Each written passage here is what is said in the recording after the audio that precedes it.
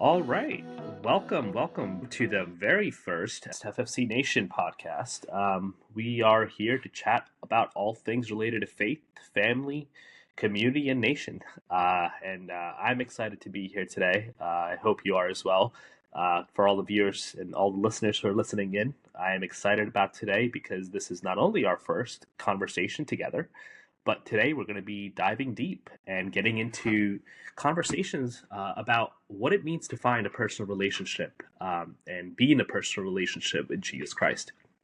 And I'm very thrilled today to introduce a very special guest, Mikhail Ravila. Mike and I go way back, and I've always admired his journey of faith. And he also happens to be my cousin. So it's a special honor for me to welcome him to FFC Nation's very first podcast. Mike, welcome, and thank you for your time, and hope you're doing well. Couldn't be better, Onyx.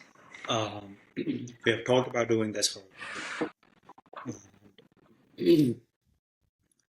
I personally am honored to be your very first guest. And my hope and prayer for you is that this platform is used for the glory of God and the establishment of His kingdom. Amen. And excited and looking forward to this conversation with you. Yeah, no, thank you, Mike. When I know I wanted to kind of get into these type of conversation, specifically about building a relationship with Christ, I had to invite you. You and I talk fairly often about our faith journey. We talk about family as well as community and our nation. And when I was thinking about it, something on my heart just was like, well, let me go back to the start and go to who I've talked to the most about this, who I get advice from, and who has also assisted me in my own personal faith journey and kind of encouraged me through there. So it was a no brainer that I'm here in conversation with you. Let's jump right in. Curious to see what your reaction is to a statistic that I'm going to share. Projections, actually, according to Pew Research, suggest by 2070, Christians could represent between 35% or 54% of the U.S. population, which is actually a minority status compared to where we are today. Curious to know what your thoughts are on that.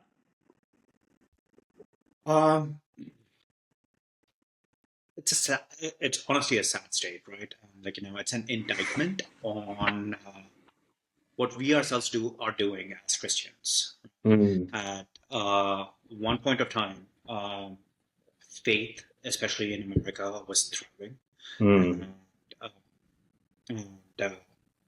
we were the we were the light, and we were the lamp on the hill. We were the shining city on the hill. And to see U.S.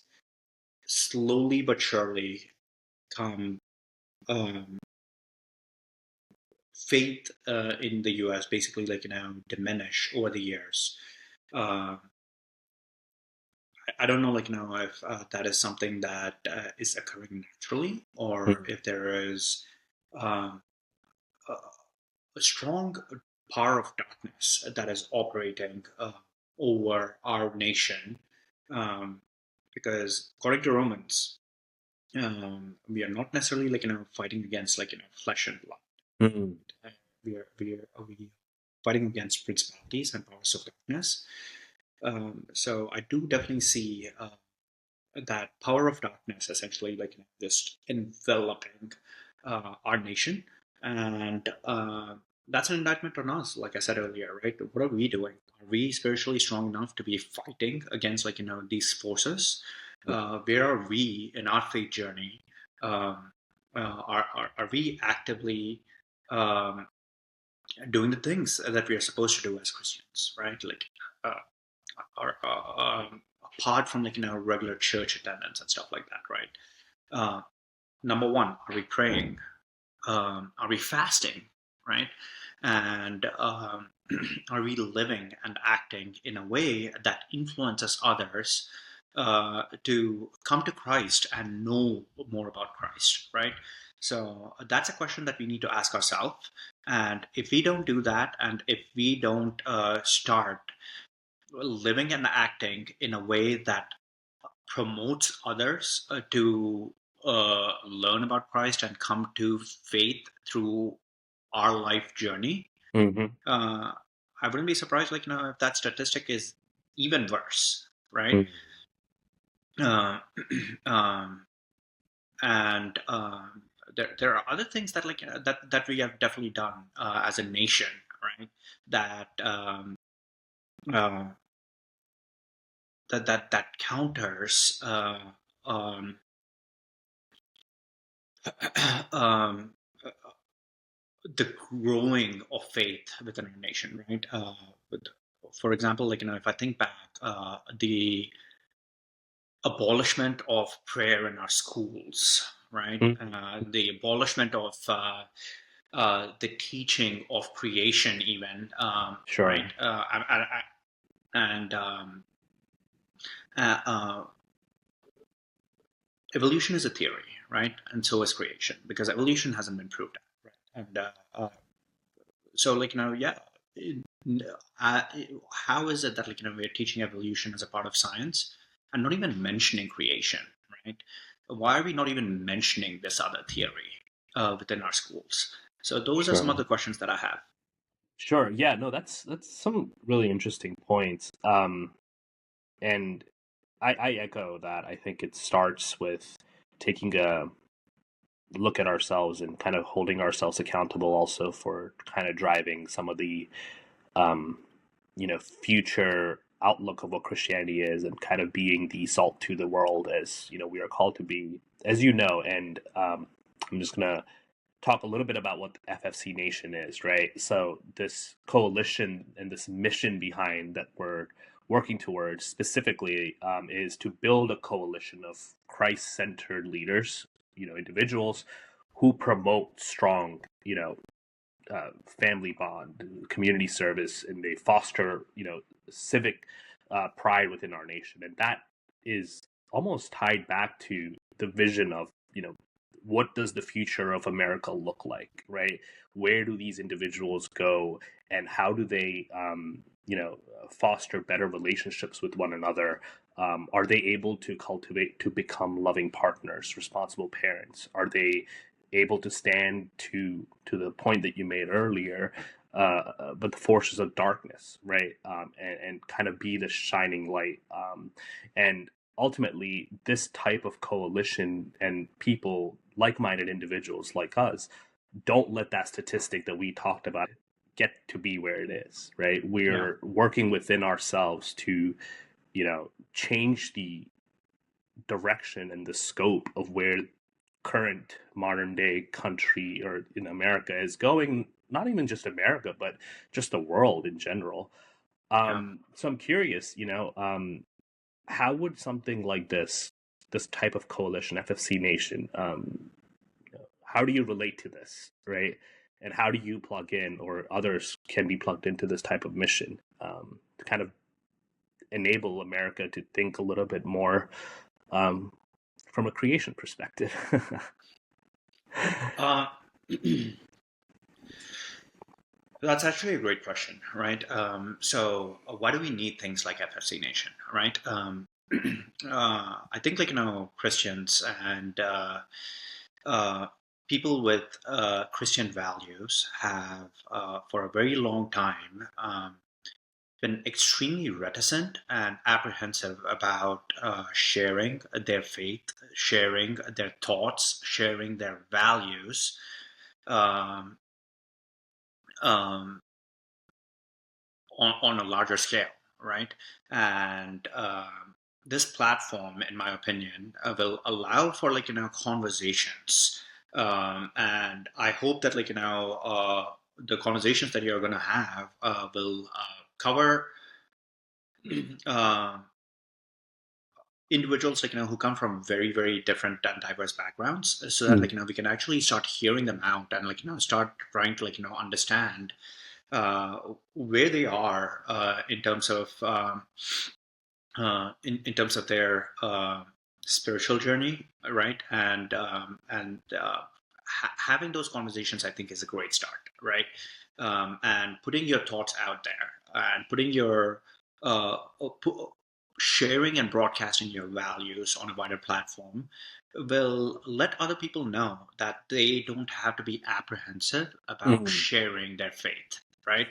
Um, we I think, like, this is almost like, the first step to to being able to, like, just freely talk about faith, right? Sure, And sure. that has been what is missing in our nation, for various different reasons, right? Like, whether you call it political correctness, whether Mm. you call it um, secularism, or what have you, right? Secularism doesn't necessarily mean that you don't have to talk about faith, right? Mm. And political correctness, in my opinion, right? That's what is political correctness, right? If it is not, like, a term that has been co-opted to specifically take Christianity out of the conversation in America, Mm. right?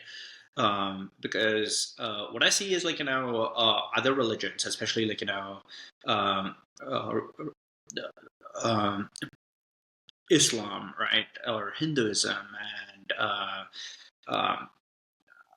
um, all of these other religions actually, like, do get a platform, right? Like, it is never politically incorrect to wish someone Eid Mubarak, or Diwali, Happy Sure, Diwali, sure. right? But somehow, like, it is not politically correct to wish each other Merry Christmas, right? Mm. So I think, like, this political correctness is something that uh, essentially, like, needs to be transformed to include all kinds of religious conversations, right? Sure. Including Christianity, right? Um, and um, and as of right now, political correctness excludes Christianity. We need to get away from that. Having these conversations essentially, like, brings back having conversations around Sure. Christianity into the realm of political correctness, right? Yeah, yeah, yeah. No, very well put.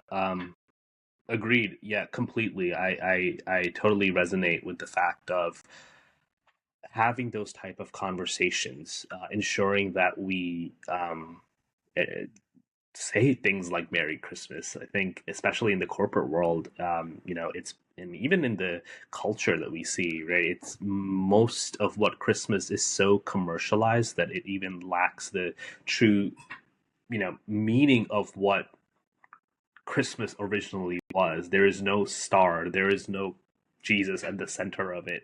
There is only what is now Santa, what is a happy holiday, what is Yeah, gift giving.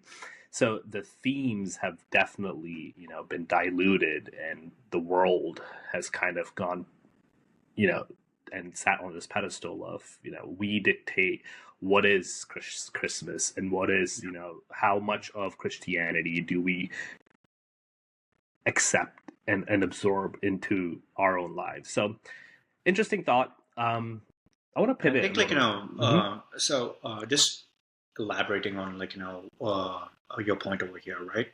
I think, like, Christian values and Christian traditions have Hmm. diminished because uh, Christian spirituality has decreased in Christians, right? Um, and we have to fix that first, right? Yeah, yeah, And yeah. change always starts from the inside. So I always am a firm believer in asking myself the question, right? What can I do uh, for in my personal life to get myself to be more spiritual, and by being more spiritual, right? Like, I feel that I'm going to be able to embed, like, uh, Christian values, Christian traditions more deeply in my children, in my sphere of influence, and uh, that's the best that I can do, right? Sure. And it's not me, right? And as Christians, it is never what we can do; it is what Christ can do through us, right? praying every day and asking God to fill us with His Spirit, to so that His Spirit shows through us, is what I think we need to do, and that will change some of these things. Wow.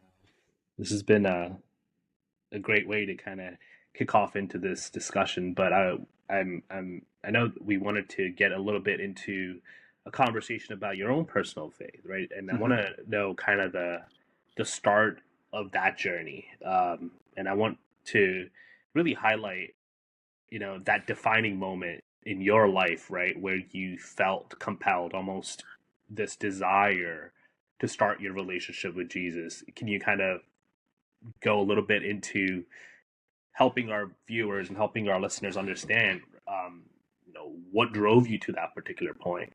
Yeah, Anything related to your family, your community? What kind of influence was that? yeah.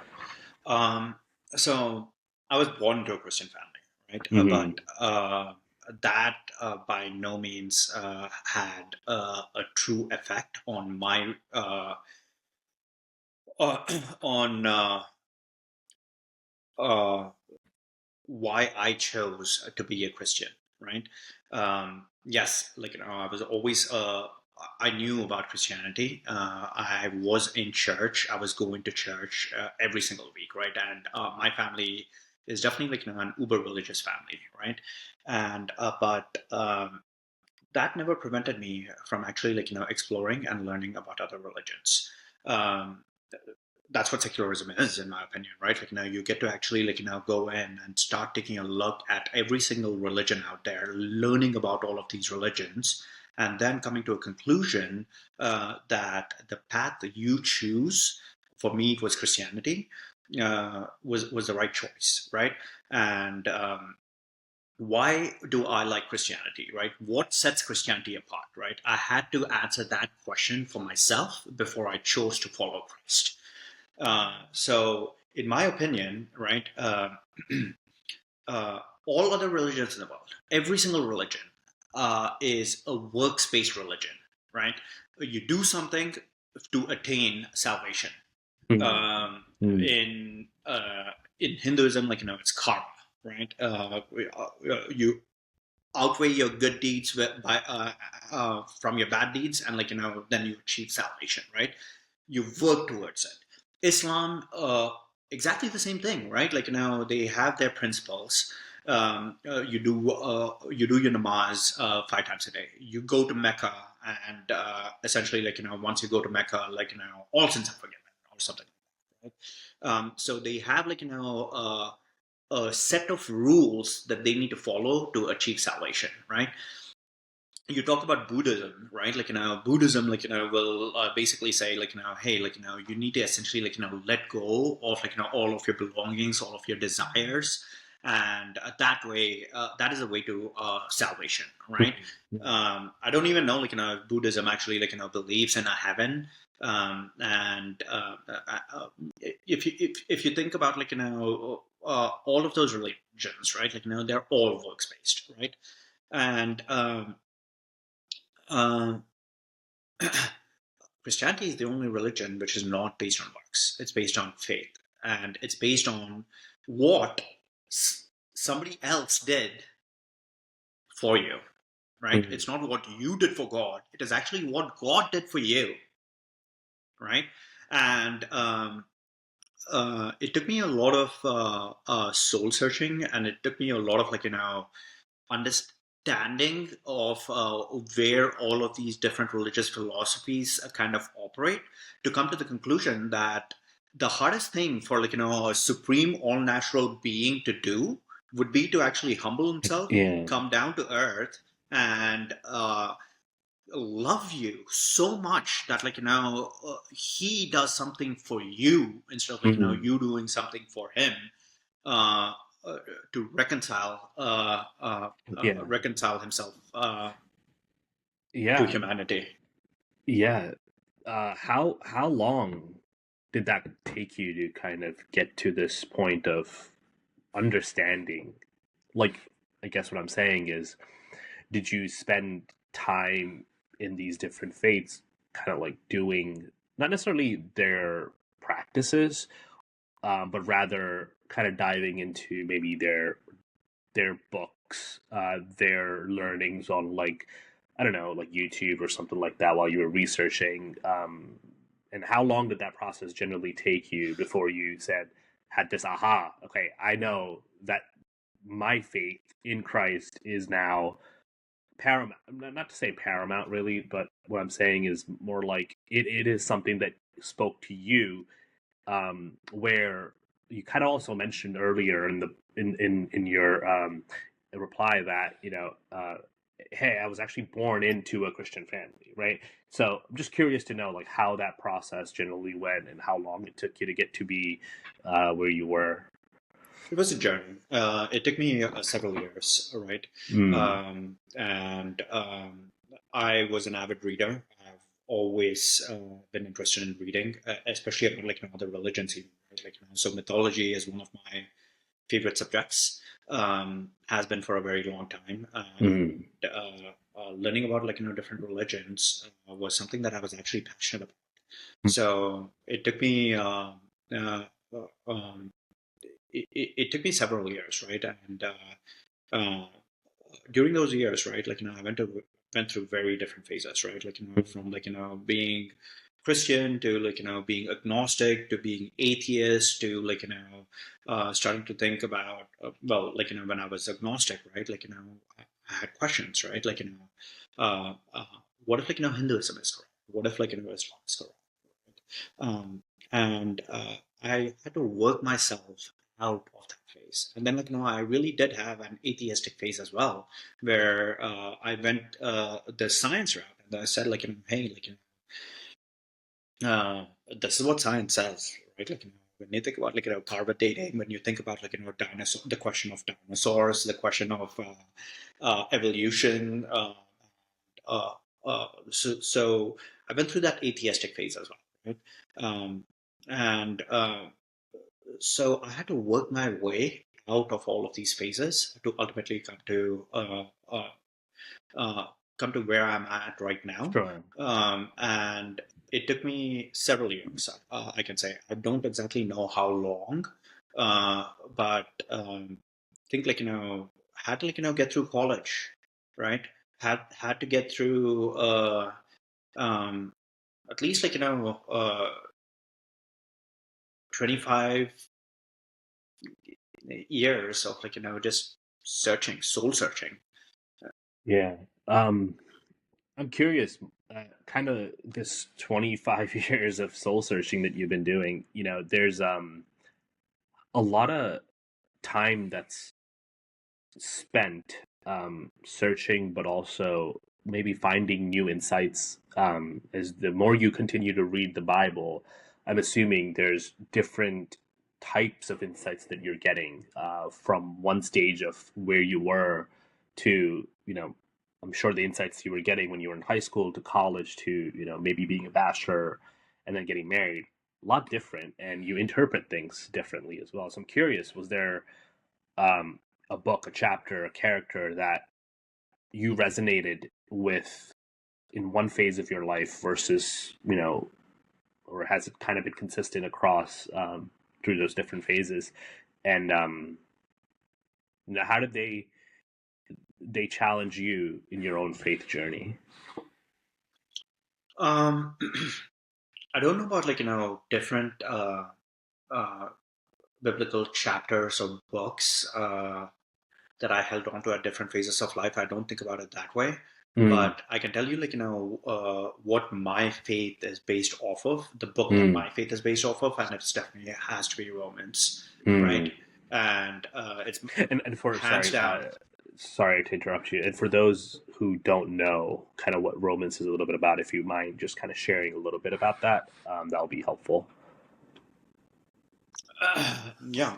So Romans was a book written by Paul, right? And it gets deeply philosophical. And the Romans think when Paul wrote this book, when he was addressing it to the Romans, these were Stoics, right? Romans were definitely Stoics who um, believed in temperance in almost everything, right? They almost believed in temperance from a faith perspective as well, right? Um, and um, um, and they were deeply philosophical people, right? And the book of Romans, if you actually read through it, has plenty of philosophical concepts that you can attach to and resonate with, right? Um, Romans chapter 1 actually, starts off with now. I don't know, if you want to actually, open up Romans chapter Um, 1 and go through just it, kind of but high level summary of yeah, what absolutely. that. So, if you think about Romans chapter 1, right? It starts about how religion almost started at the very beginning, and how because of just human nature, right? The in It's called the ad- Adamic nature, right? And because of that sin nature, right, or Adamic nature, right, uh, and because of that original sin that Adam committed, right, all humans are born in sin, and they are sinners, and they are born and conceived in sin, and that and Romans basically goes in and talks about how that sin nature has disrupted the human relationship with God, right? And when that sin nature corrupted that relationship with God, it talks about how humans became depraved, right? And then it goes on to talk about how God instituted laws, right, or a set of rules, and it talks about how law was insufficient to attain salvation, right, and mend that broken relationship with God, right? And it also talks about how Jesus had to come and die to mend that relationship, right? And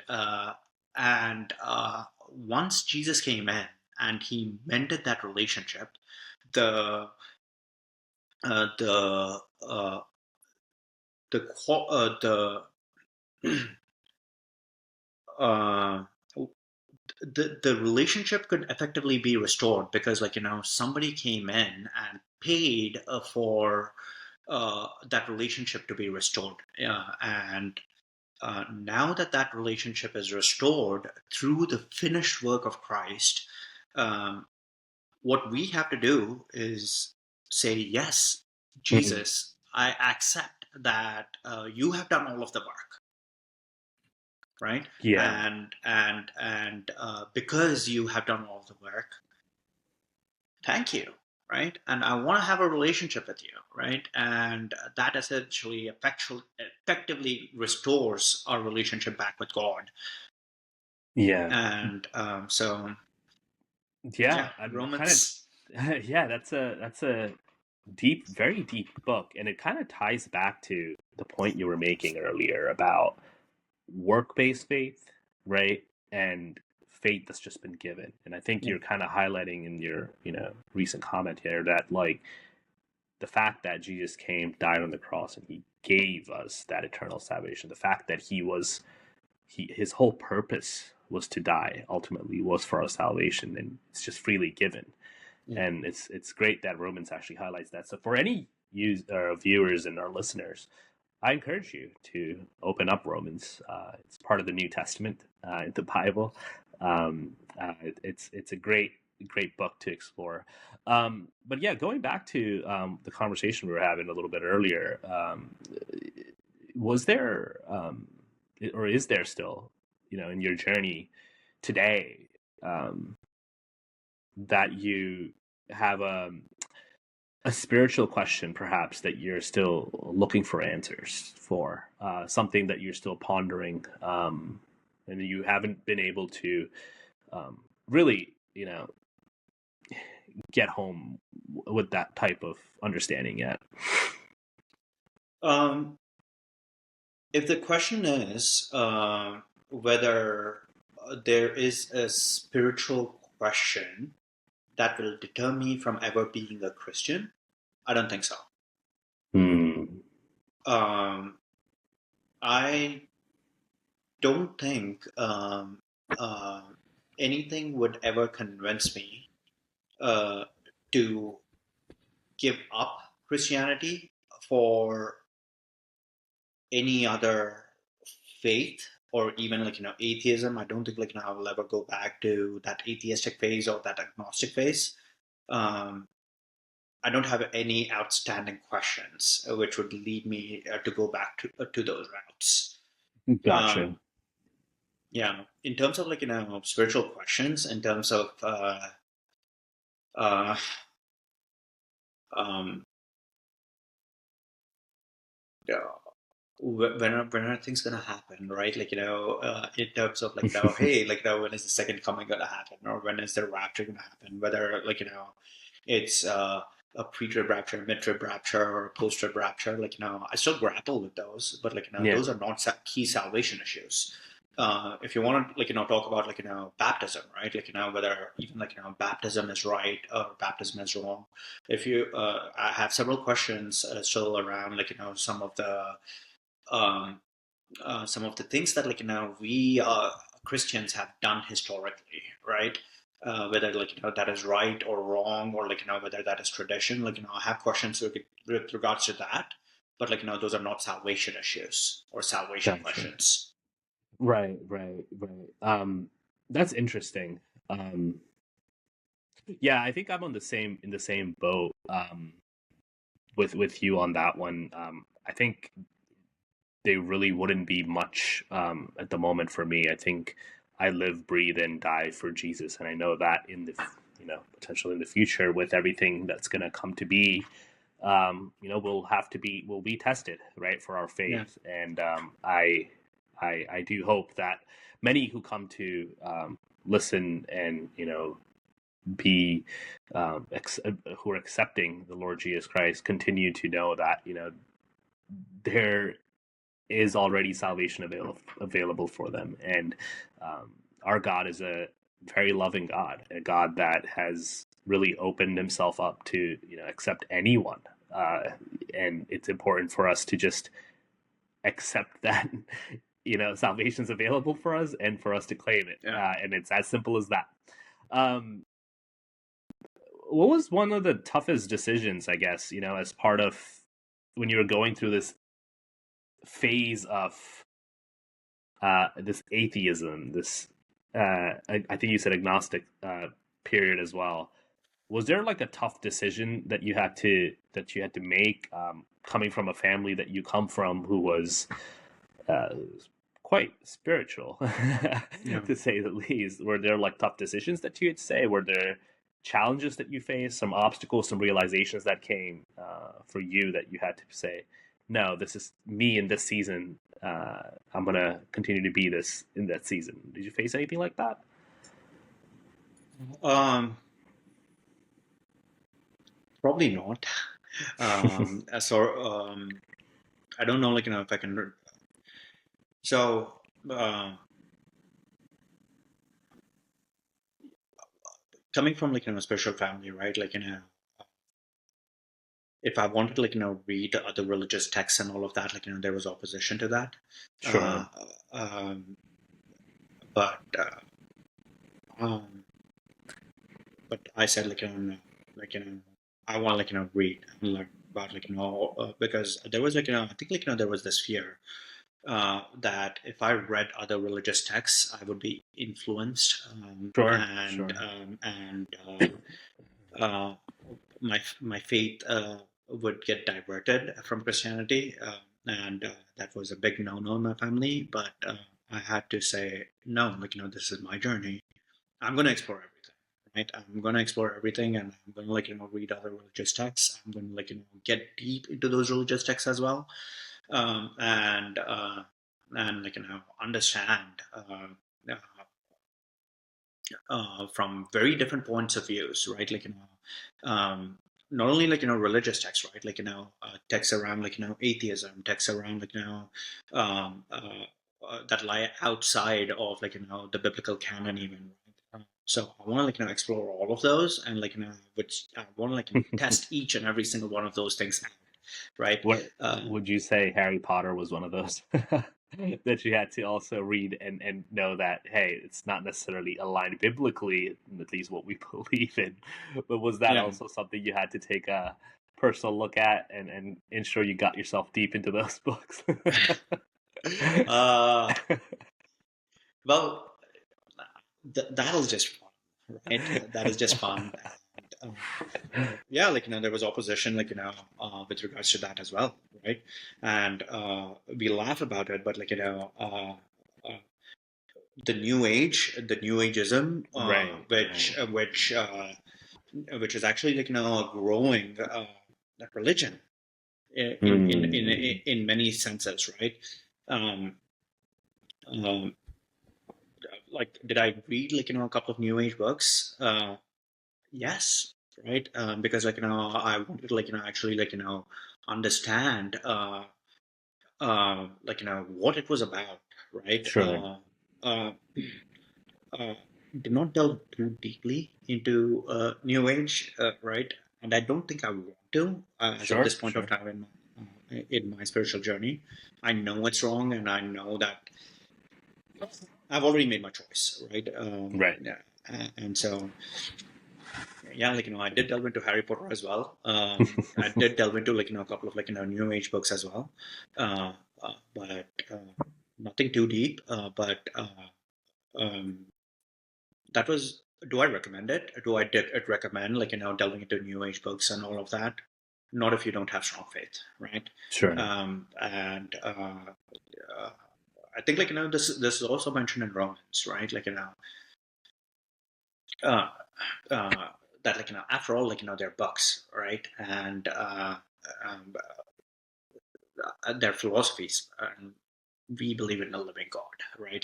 Who he who is within us is stronger than he who is out there in the world.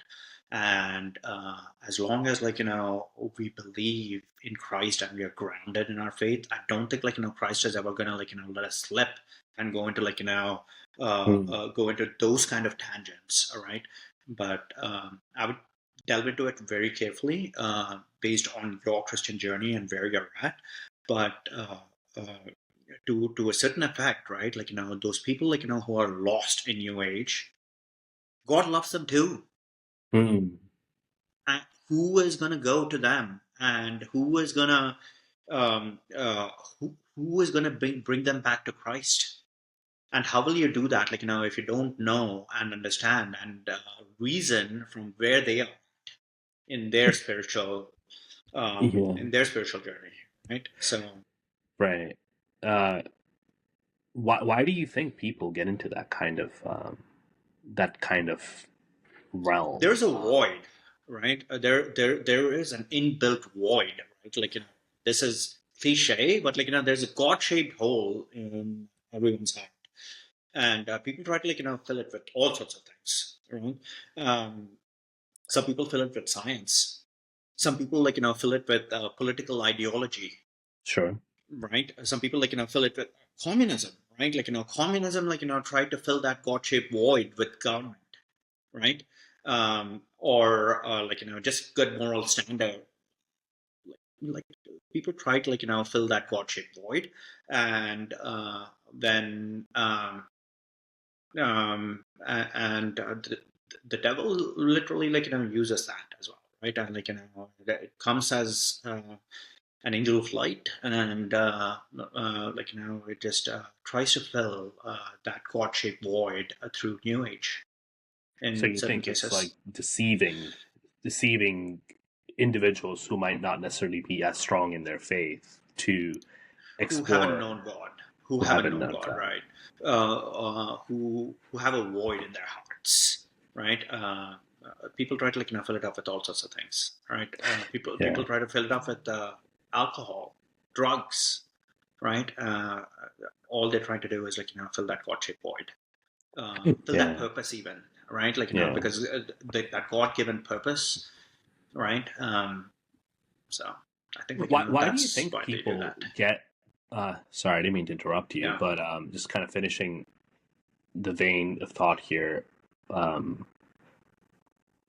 do you think it's sometimes related to like burnout, or It could be. almost could It be? could be. Mm. It could be. Right.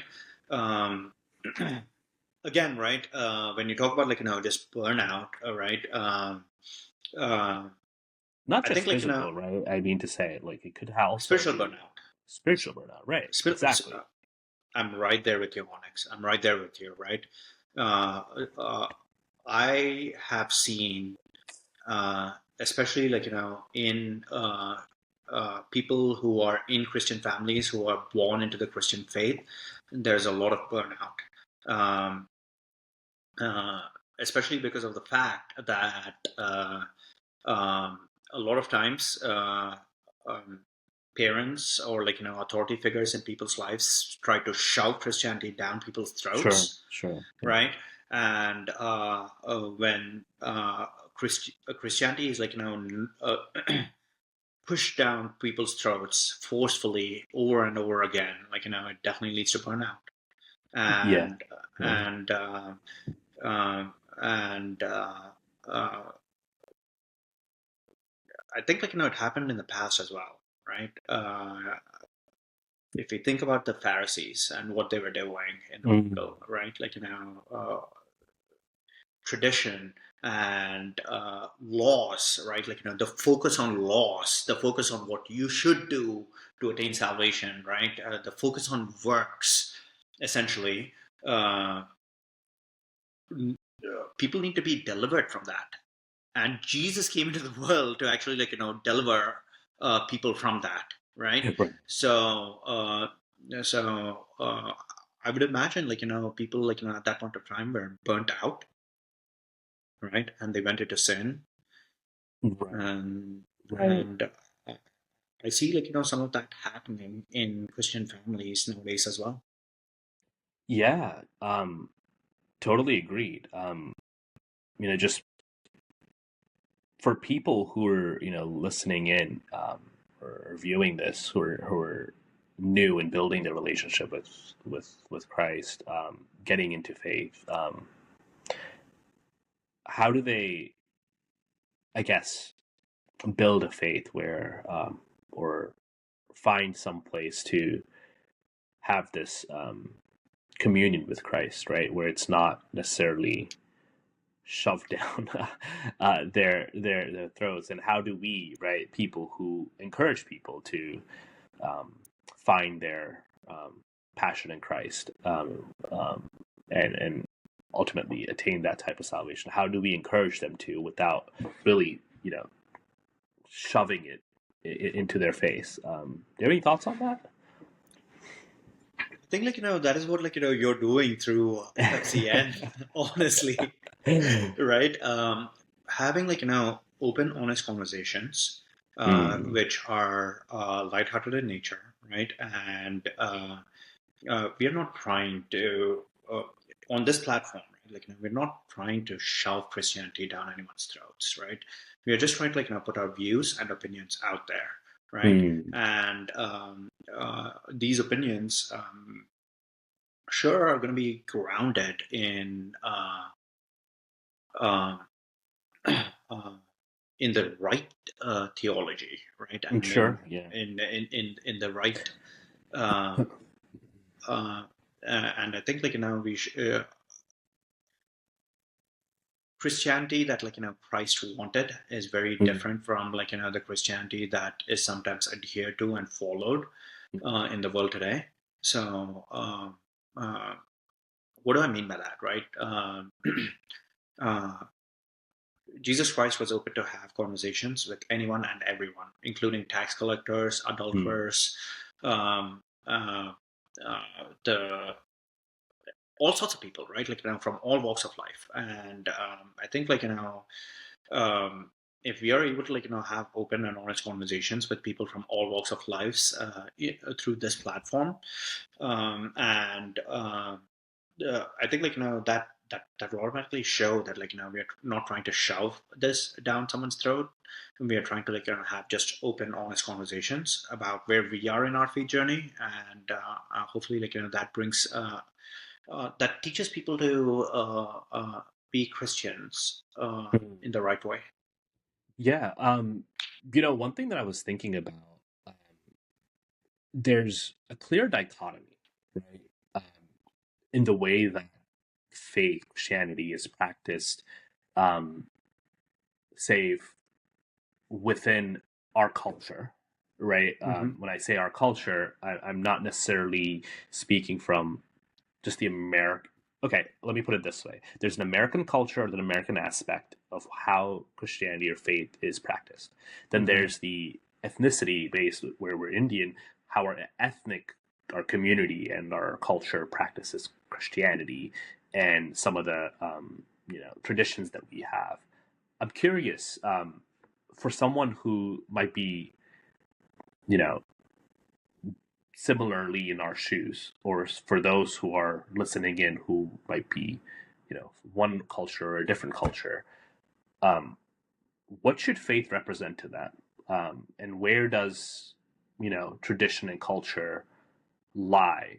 Do you think there's a blending that's kind of happening with just cultural traditions, and they kind of are slowly morphing into this aspect of, okay, well, we that's part of faith and that's what we're doing as well.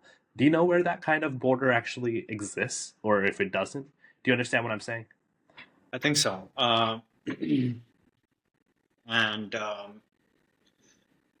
let me try to rephrase your question according to how I understood it and try to Sure. answer it. Correct me. So what you're asking me is, does uh, historically, how uh, our culture and our Christian society views being a Christian, uh, does that blend into faith? And does that uh, does that almost uh, um, take you away from the faith that is prescribed uh, in the Yes, Bible? sort of. I guess what I'm trying to say is, I'm just curious. It's a little bit more, I guess, um, a little bit more abstract. What I'm trying to say is, you know, the faith journey that I was part of, Hmm. right?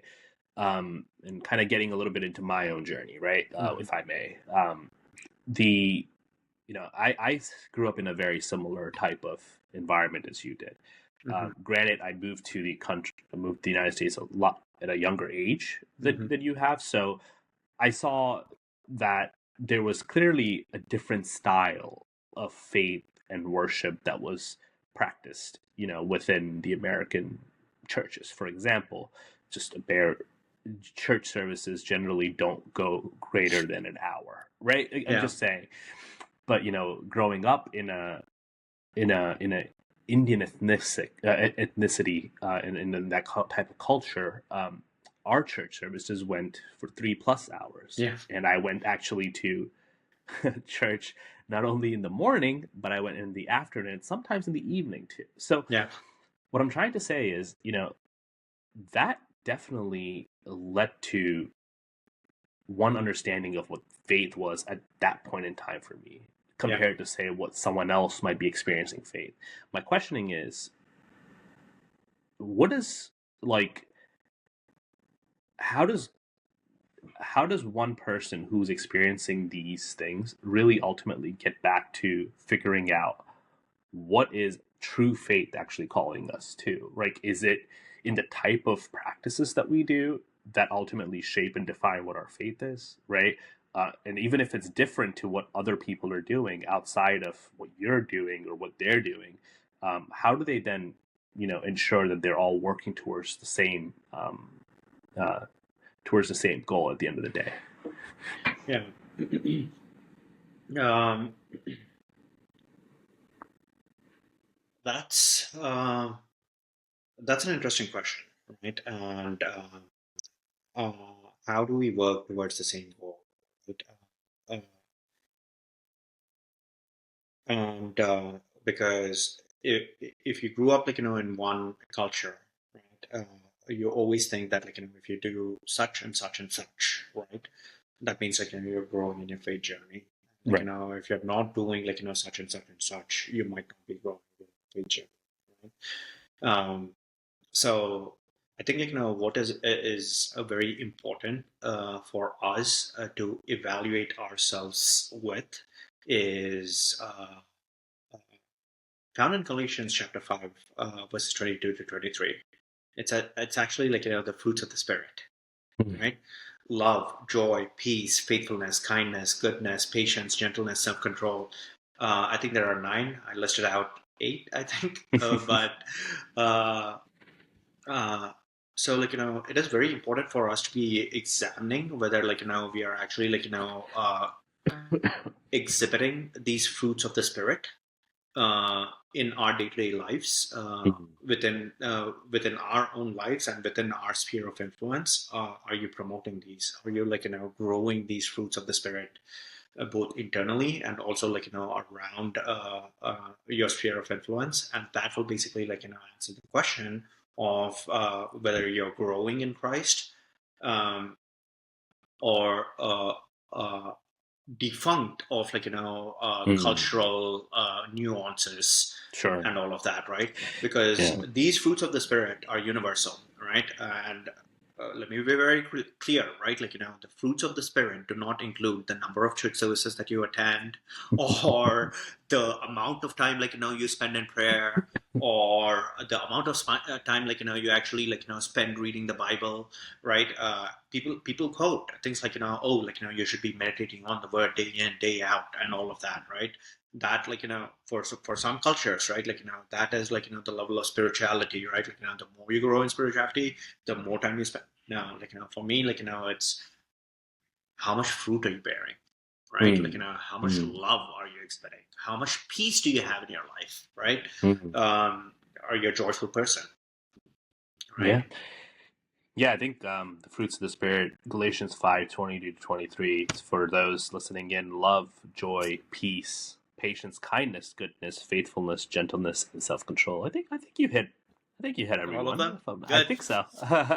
Well, yeah, we have a transcript. We could look back and see, but if there was Yeah. any miss. But yeah, no, I agree with you. Um, I think that's a good way to look at it, right? Are you bearing fruit at the end of the day? Like, Yeah. what does your faith journey actually yield, and how are you able to, you know, reflect and mirror Christ likeness? Yeah. And That's the benchmark that I think we should hold ourselves to. Whether you grew up in India, whether you grew up in the United States, you might be even in Australia somewhere, right? Yeah. But that's the same barometer. And the great thing about it is, Jesus died for everyone, right? He didn't Yeah. necessarily die for just one section or anything like that. So salvation is available for everyone, and our journey is all um, our faith journey. We all have different obstacles that I think we'll go through in life, but at the end of the day, we're trying to work towards the same thing. Yeah, well put, Mike. Curious, when building a personal relationship, and for those viewers who um, are listening in, or who are in the verge of trying to create something, I'm curious, how do you incorporate faith into your daily life? Are there any habits or any type of practices that you actively do, not only just personally, but I'm curious, like now that you're with your family, are there certain types of traditions that you guys have, or just curious to know? Yeah.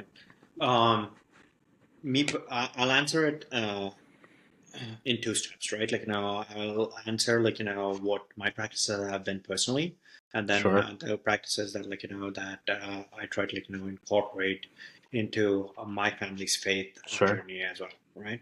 So when it comes to me, right, uh, it's a lot of reading the Bible and listening to teachings from from various sources, right? From people that I admire, and it's a lot of reading in terms of uh, uh, books about faith as well, right? Or faith based concepts.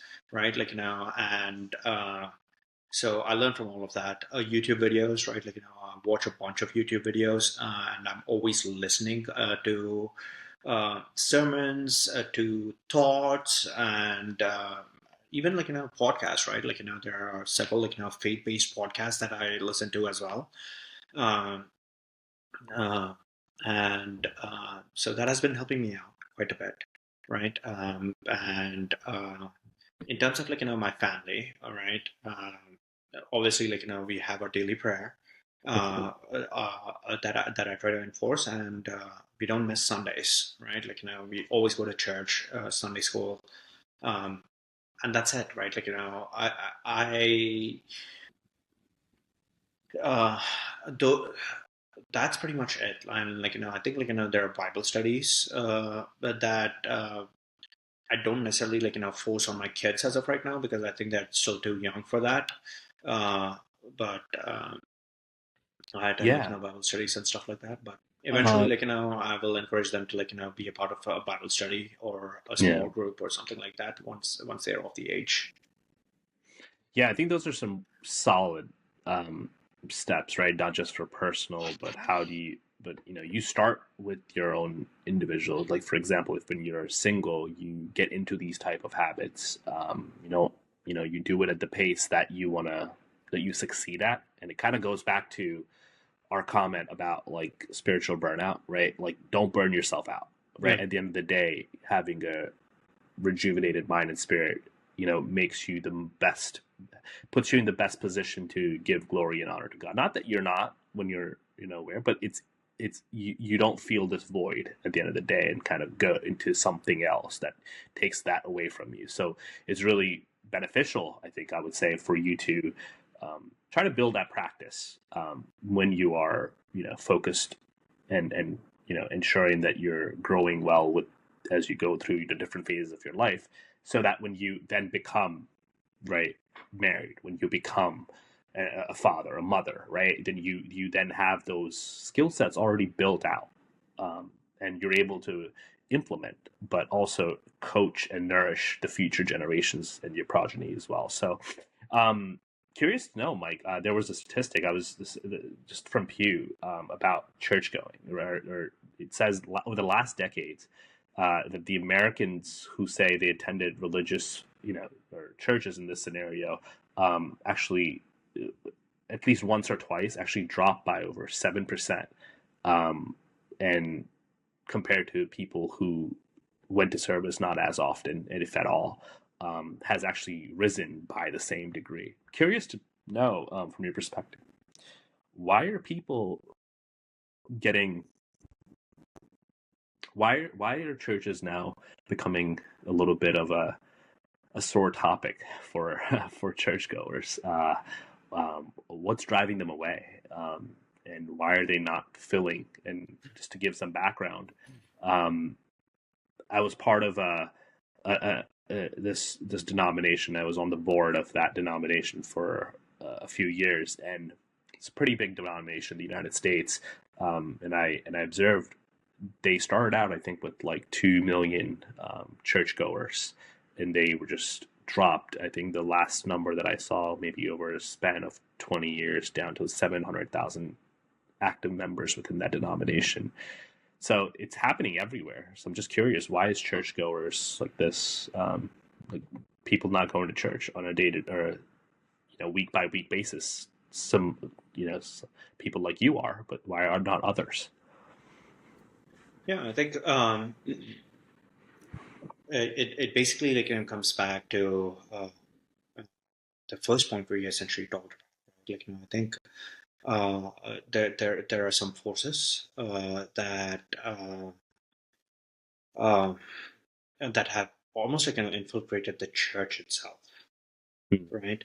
And there are forces that have infiltrated church leadership, um, and and there's this really good book that I was reading. It is called Shepherds for Sale. Um, Shepherds for sale. Shepherds for Sale, and it talks about church leadership in and of itself. has been corrupted to a certain extent. Um, it's a very interesting book. And when church leadership is corrupted, right? The teachings of the church are corrupted, right? Christ isn't at the center of these teachings, and without Christ, Christianity is nothing. Without Christ, church is nothing, and Christians who go to these churches that have been corrupted, which take Christ out of context or out of their sermons, right? When that happens, right, church loses its power, and church loses, uh, and when church loses its power, right, why would people come to church? Right. And I mean, power is a strong word. I mean, I think I see that, the stickiness is, I think what you're trying to say is like the product stickiness, right? If Jesus is the product that church is supposed to be selling, and you take away And you take Jesus, away Jesus, right? what is the purpose of what you're going to the church? I mean, you're almost in a way now opening up to the other point we were talking about earlier in our conversation about this God hole, this Yeah. God, this in your heart you have a size of God, a whole. Can you say that? I think you said it beautifully. I think it's actually a Vivek thing. Vivek says that actually in You his have a God-shaped speech. hole Yes, you have a God-shaped hole in your heart. in So your heart. yeah, that's what I'm trying to say. And that's interesting. And for those listeners or for the viewers, right, listening in, so the book is Shepherds for Sale. I believe this is how evangelical leaders traded the truth for a leftist agenda. Is a 2024 book by Megan Basham. Megan Basham. Amazon, yeah, you can buy it on Amazon, and people like me, I will be listening to hopefully on Audible here as well. Audible. Yeah, yeah. Gotcha. Yeah, that's an interesting thought there. Curious for our message. What message would you want to provide for our viewers and listeners about your own personal relationship with Christ, or what should they if there's a piece of advice that you could offer them in deepening their own relationship with Christ, what would that be? Yeah. Trust in God for your salvation, right? Sometimes, you tend to trust yourself, and you feel that, your salvation is dependent upon you. But in the Bible, it is very clear that God is the uh, author, and essentially, He is the author and finisher of our salvation. Right? So trust in God and, let Him take control of your faith journey and of your salvation as well. He is the author and finisher of our faith, right? So, um, uh, yeah, completely, give yourself up to God and, ask Him uh, to lead you, right? And He will lead you and He will guide you. Ask Him for wisdom, right? And ask Him to. Uh, uh, no one's ever perfect, right? No, I'm not perfect. You're not perfect. No one in the world is perfect, right? But that doesn't mean that, we don't try to, attain that perfection, and we can only do that through Christ, right? So believe in God's ability uh, uh, to script your life in a beautiful way, right? Um, and He will take care of your life. He'll take care of your faith. He'll take care of your salvation. Yeah, that's a great message. No, that's a great point, Mike. For everyone, again, think just want to thank Mike for this time, or God for him, choosing him even before he was born. He had a plan, he had a purpose for Mike, and Mike, we just want to wish you the very best as you continue your faith journey, bringing many more people to Christ, with the life that you lead, with the purpose that you've been given. We just wish that, wish you the best, wish your family the best. This has been a meaningful conversation, and thank you for sharing your story and taking some time to share your insights with us. Um, and for all the listeners and all the viewers, if you enjoyed today's episode, we'd love to hear your thoughts. Please comment, share your own journeys, share your own thoughts. Feel free to comment back and let us know if you agree with some of our thoughts. If you want to challenge on some of our thoughts, we'd be happy to engage with you. Share your story, some questions on social media. You can find us at FFCNation. We're available on X. We're on Instagram. And we're as well on YouTube. So let's just keep these conversations growing. Next time, we'll be diving into a separate topic, and more to come on that. We're excited to also talk about faith, family, community, and nation. Thank you for joining us today. And remember, no matter where you are, who you are, or what part of journey that you're on in life, Jesus is always ready to meet you. He's already given you salvation, and it's readily available. And he's willing to accept you with open arms. So we just wish you best of luck, and then we'll see you next time on FFC Nation. Thank you, Mike. Thanks for jumping on. Thank you. It's been an honor, and looking forward to other episodes, and hopefully I get to be back. Absolutely. Thank you.